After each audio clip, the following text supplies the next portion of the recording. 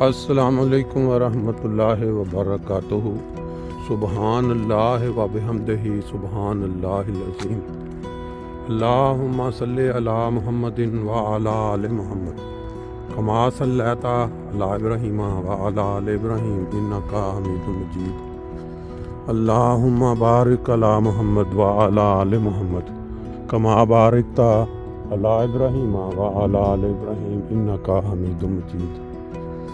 दोस्तों, आज 20 दिसंबर 2023, इस साल के आखिरी 10-11 रोज़ बाकी बच गए। हम इंसान जो अभी तक ज़िंदा हैं और दुनिया के इन रौनकों को या इन खूबसूरतियों को एंजॉय कर रहे हैं। जब साल का इख्तिताम होता है तो आपको पता है दुनिया में जितनी भी कंपनियां हैं, बड़े बड़े कारोबार करने वाले, बड़े बड़े एक दूसरों के साथ जिनका तजारत चलती है या मुल्क है, ये अपना अपना हिसाब करते हैं, मुहासबा करते हैं कि हमने पूरे साल में क्या बिज़नेस किया, कितना कमाया है, हमारा कितना फ़ायदा हुआ, कितना नुकसान हुआ, ताकि हम अगले साल के लिए उन चीज़ों को दूर करके बेहतरी ले आए। हम जो इंसान अल्लाह ताला ने इस दुनिया में भेजे, इनको एक टास्क दिया पैदाइश के साथ कि अल्लाह ताला की इबादत करनी है। इंसानों की शक्ल में अल्लाह ताला ने अशरफुल मखलूक़ात हमें बना दिया, लेकिन हमने कभी अपना जायज़ा लिया है? ये दुनियावी लोग जो बिज़नेस करते हैं, कारोबार करते हैं, ये तो अपना पूरे साल का हिसाब लगाते हैं। हम लोग जिनका मकसद अल्लाह ताला ने पैदाइश का इबादत करना और पूरी कायनात में अशरफुल मखलूक़ात बना दिया, कभी हमने गौर किया है अपनी अपनी ज़िंदगियों पे? हम साल का साल बेशक बिल्कुल इबादत का नाम, मतलब इबादत करना तो दूर की बात, उसका करीब भी ना गए हों। पूरी दुनिया के जो इंसान हैं, उनके जो मज़ाहिब हैं, उनको नेकी का दर्स देते हैं, अच्छाई का दर्स देते हैं। अपने अपने मज़हब के मुताबिक वो कोई सर झुकाता है ज़मीन पे, कोई किस तरह इबादत करता है। तो अगर इंसान अपना मुहासबा कर ले साल के आखिर पे कि हमने साल के अंदर क्या खोया, क्या पाया, अपनी ज़िंदगी के हिसाब से, अपने पैदा करने वाले की डिमांड के हिसाब से, तो मेरा ख्याल है ज़िंदगी, दुनिया के मसाइल जो हैं वो ख़त्म हो जाएं। लेकिन बदकिस्मती ये है कि ऐसा होता नहीं है। हम पूरा साल टका के गुनाह करते हैं, बुराइयां करते हैं, चुगलखोरियां करते हैं, गीबत करते हैं, वो तमाम बुराइयां जिनका ज़िक्र हर मज़हब की किताब में उनको मिलता है, वो वाली टका के करते हैं। लेकिन एक उम्मीद लगाए बैठे होते हैं, एक हमें ये ज़हन में एक तस्कीन सी होती है कि हम अल्लाह ताला से माफ़ी मांगेंगे और हमारे गुनाह माफ़ हो जाएंगे। मुसलमानों में जो तस्वर है वो है हज का, हाजी हो जाएंगे, हज कर आएंगे, पिछले जितने गुनाह किए हैं, जितने हमने, कि वो सारे के सारे वहाँ छोड़ाएंगे और साफ़ होकर निकलेंगे और फिर नए सिरे से इन कामों को शुरू कर देंगे। पाकिस्तान में हमने देखा है अल हाज, अक्सर दुकानों पर लिखा होता है बड़ा, इतने हज किए हुए हैं, और लोग बड़ी तसल्ली के साथ उनकी दुकानों पर जाते हैं, ख़रीदारी करते हैं, बेशक उनकी प्राइसें डेढ़ी हों, डबल हों।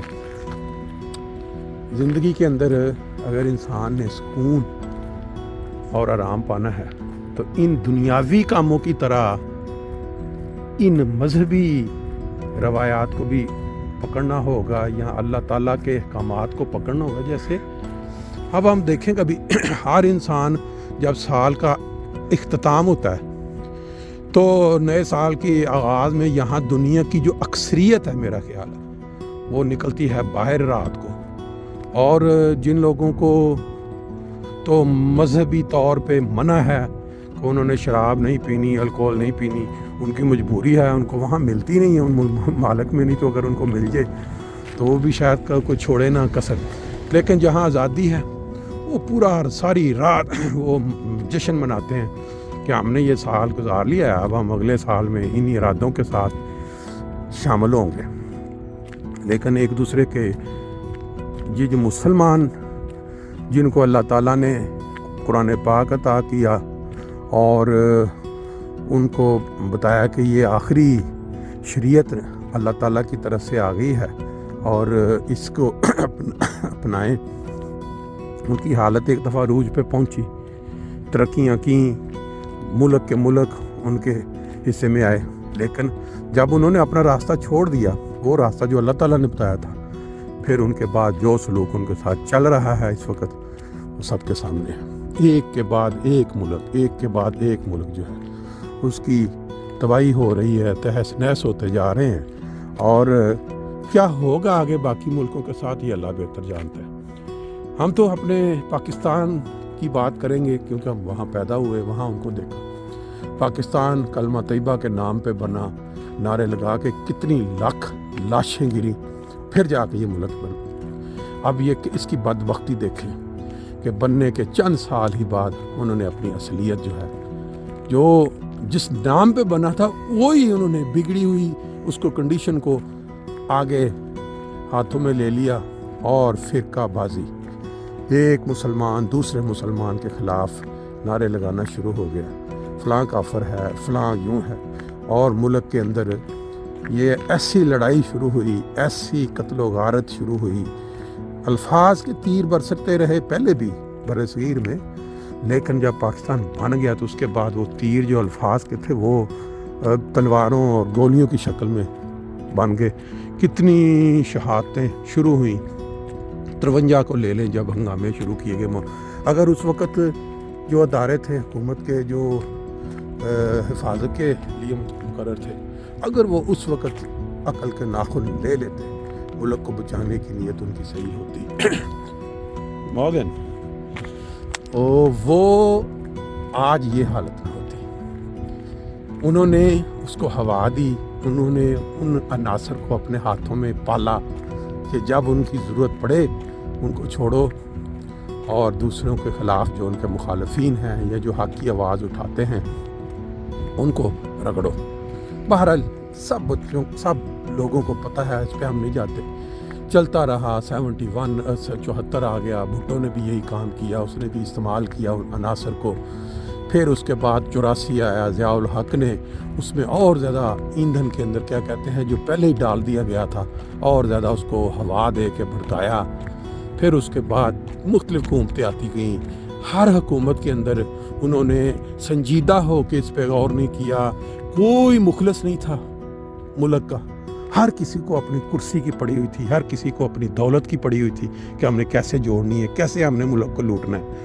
اگر وہ کوئی مخلص ہوتا ملک کے لیے تو آج ملک ہمارا سنگاپور ہوتا، آج ہمارا ملک جو ہے وہ کم از کم سنگاپور، ملائیشیا اور یہ جو ملک ترقی کی ہے جنہوں نے ان کا یہ بنگلہ دیش کی مثال لے لیں، جس کو آپ نے 71 میں علیحدہ ہونے دیا انہی حرکات کی وجہ سے، ان کے حقوق غصب کر کے آج ان کی ترقی دیکھ لیں۔ بہرحال ہماری بدبختی کی کہانی بڑی لمبی ہے، ہم انڈیویجول بات کرتے ہیں۔ دیکھیں پاکستان کے اندر احمدی حضرات کے ساتھ کیا سلوک روا رکھا جا رہا ہے۔ ابھی چند روز قبل کی بات ہے، گجرات کے اندر ایک بزرگ جو استاد محترم تھے، جنہوں نے ان کے بچوں کو پڑھایا، تعلیم سکھائی کہ بچوں پڑھو اور کچھ بنو، ان کے ساتھ کیا سلوک کیا جاتا ہے کہ ایک شخص آتا ہے گھر میں، یہ کہتا ہے کہ جی ہم کوئی کسی ادارے میں وہ کام کرتے تھے، وہاں سے وہ غالباً جانتا ہوگا کہ میں چائے پینی ہے آپ کے ساتھ۔ بزرگ ان کو کمرے میں لے جاتے ہیں، بٹھا کے بھی ٹھیک ہے چائے، ان کی وائف جو ہیں اور وہ بھی ریٹائرڈ ماسٹر چائے بنانے لگ جاتی ہیں۔ کافی دیر تک وہ بزرگ تشریف نہیں لاتے تو وہ کہتی ہیں دیکھو تو کمرے میں جا کے دیکھتی ہیں کہ ان کے بزرگ اللہ کی راہ میں شہید کر دیے گئے ہیں، ان کے گلے پہ چھری پھیر دی گئی ہے۔ وہ قربانی جو حضرت ابراہیم علیہ السلام کے حوالے سے جانی جاتی ہے، یہ ایک احمدی بزرگ صرف اس لیے کہ انہوں نے یہ یقین کیا کہ حضرت محمد صلی اللہ علیہ وسلم نے جو امام مہدی کا ذکر کیا تھا وہ امام مہدی آ چکے ہیں، اور ان کے ذریعے پوری دنیا میں اس وقت اسلام کا بول بالا ہو رہا ہے، قرآن کے تراجم ہو رہے ہیں، مساجد بن رہی، اور وہ ظالم جس کو کوئی علم نہیں تھا، صرف مولویوں کی پڑھائی ہوئی پٹی پہ اس نے آ کے ان کے گلے پہ چھری پھیر دی۔ یہ تازہ ترین واقعہ ہے، اس سے پہلے سینکڑوں شہادتیں ہو چکی ہیں صرف اس نام پہ۔ یہ صرف احمدیوں کے ساتھ نہیں ہے، سکھوں کے ساتھ، ہندوؤں کے ساتھ، دوسرے مذاہب کے ساتھ بھی ہے۔ لیکن ہم کیونکہ یہ دعویٰ رکھتے ہیں نبی پاک صلی اللہ علیہ وسلم کے اس مہدی کو پہچاننے کا، اس لیے ہمارا جو معاملہ ہے وہ بالکل ڈیفرنٹ ہے۔ بہرحال آج کل حالات دنیا کے بہت زیادہ بگڑتے جا رہے ہیں، کیونکہ خدا تعالیٰ کی ضرورت نہیں انسانوں کو۔ خدا تعالیٰ کا جب قہر نازل ہوتا ہے، جب پکڑ آتی، پھر لوگ چیختے ہیں کہ اللہ میاں بخش دے، معاف کر دے۔ لیکن جب خدا نے چھوڑ دیا ہوتا ہے یا ان کی رسی لمبی کر دی ہوتی ہے، اس وقت بھولے ہوتے ہیں اس طرح کی حرکات میں۔ نہ حکومت کو کوئی پتہ ہے، نہ اداروں کو پتہ ہے، ان کو پتہ ہے یہ کمزور ہیں، ان کے پیچھے نہ کوئی ہمیں لالچ ہے کہ ہمیں ووٹ ملنے ہیں، نہ انہوں نے کوئی جلوس نکالنے۔ واقعہ ہوتا ہے آرام کے ساتھ، تحقیق اچھا کریں گے، بس چلو جی ختم بات۔ لیکن اللہ تعالیٰ کا بھی ایک رجسٹر ہے، ہمیں یقین ہے کہ اس رجسٹر میں جو شہادتیں لکھی جا رہی ہیں، جو سلوک سوار روا رکھا جا رہا ہے احمدیوں کے ساتھ، اس کا حساب دینا ہوگا۔ 71 میں بنگلہ دیش کھویا، پتہ نہیں کتنے ہزار ان بنگالیوں کو بھی صرف سیاسی مقاصد کے لیے مارا گیا۔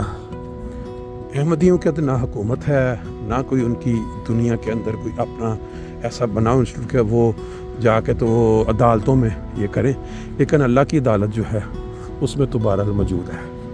زندگی کے مختلف رنگ آپ دیکھ رہے ہیں۔ آغاز ہم نے دیکھا، بچے اسکولوں کی طرف بھاگ رہے ہیں، لوگ کاموں کی طرف بھاگ رہے ہیں، سیکٹری یہ دیکھے ساتھ، یہ بھی زندگی کے رنگ ہوتے ہیں مختلف۔